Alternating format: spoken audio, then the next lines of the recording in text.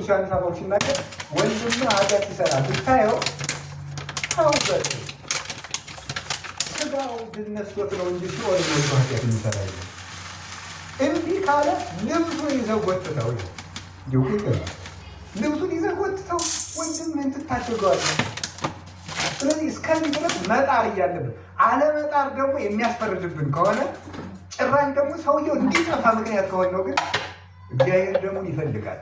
ለእግዚአብሔር ውድ ገንዘቡ ሰው ነው። ሰውን እንደማጥፋት ያለ ነገር ምንም ነው። እግዚአብሔር ውድ ገንዘቡ ሰው እውነቱ ንዋያቱን ነው እያሉ የመስቀልነቱ ስም እያልኩ አይደለም። መስቀል በመስቀልነቱን እየናቅኩኝ እንዳይመስላችሁ። ስለዚህ እያልኩት ያለው ምንድን ነው?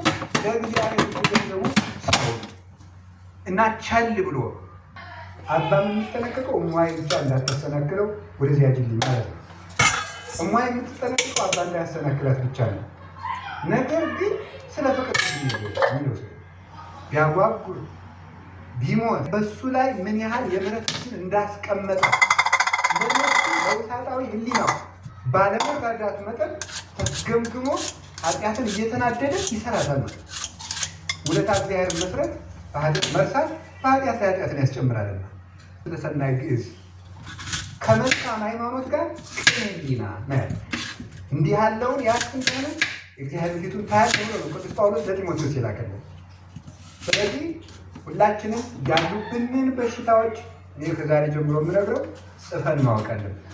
ተንኮለኛ ከሆን ተንኮለኝነት፣ ነገር ሰንጣቂ ከሆን ነገር ሰንጣቂነት፣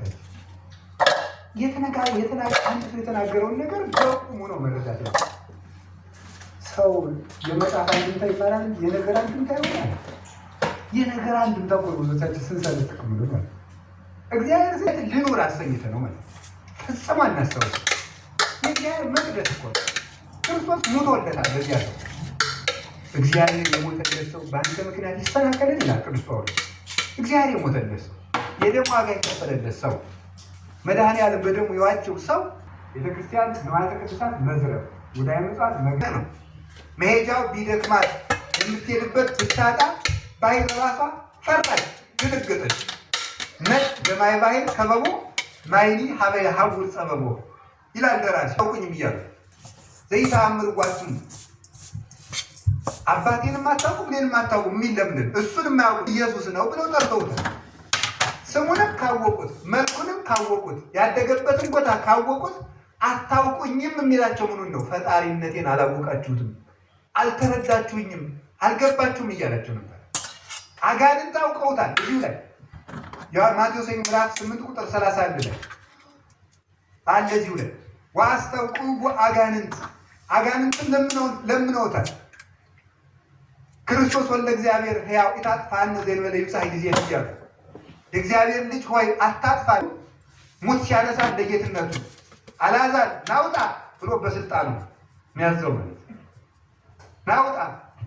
ግን ምን ይላል? አስቀድሞ አልዓዛርን ከማስነሳቱ በፊት ወደ አብ ጸለየ ይላል። ወደ አብ ጸልዮ ሲያበቃ ግን ምንድን ነው የሚለው መሰላችሁ?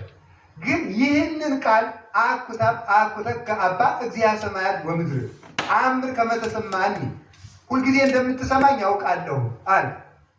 ይህንን ካለ በኋላ ወዘንተ እብል በእንተ እለ ይሰምዑኒ፣ ይህንን ቃል የምናገር ስለሚሰሙኝ ነው እንጂ ስለኔ አይደለም ይላል። ምን ማለቱ ነው?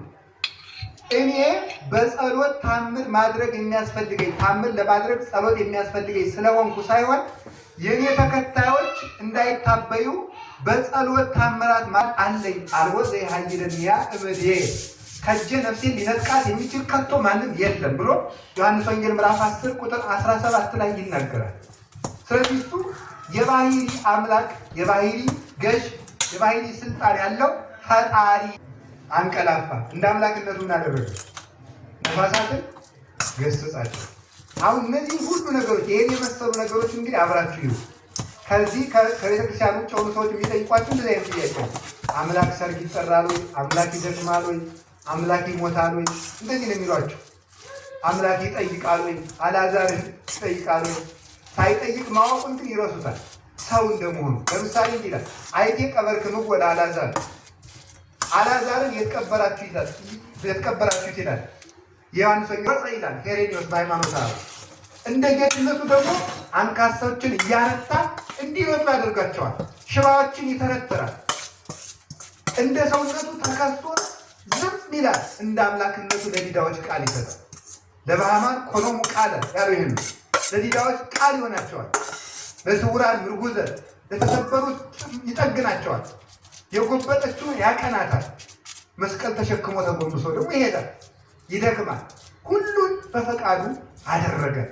ይህን ነው ሰው ሊያውቅለት የሚገባው ማለት ነው። በነገራችሁ ላይ በመጨረሻው ዘመን በስምንት Experience Botanicas aerosol-free auto spray infused with fragrances inspired by nature.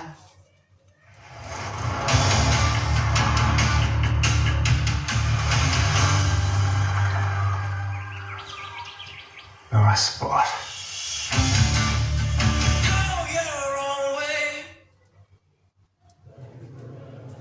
መከራው ምን አደረገላቸው? አራቀላቸው። ከትዕግስት ወደ ምሕረት መመለስ ማለት ዝምታ። የእግዚአብሔር እንቅልፍ የሚባለው ምኑ ነው? ትዕግስት ማለት ዝም ማለት ማለት። እግዚአብሔር እኛ መከራ ስለምንቀበል አይቸኩልም። ዝም ብሎ እንደሚታገስ እኛም መቸኮል ታገሶ ለእግዚአብሔር ወቀፍኖቶ እግዚአብሔርን ታግሰን እስከ ጊዜ ድረስ ጠብቀው ነው። የማያልፍ ነገር የለም፣ ሁሉም ያልፋል።